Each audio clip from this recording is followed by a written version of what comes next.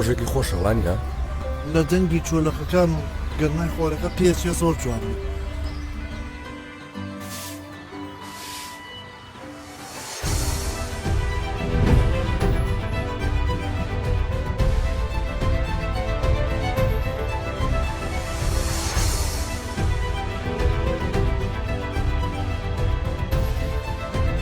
پاکوخاوێنی پێویستی بە چاوی دڵک نەک چاوی جەسە.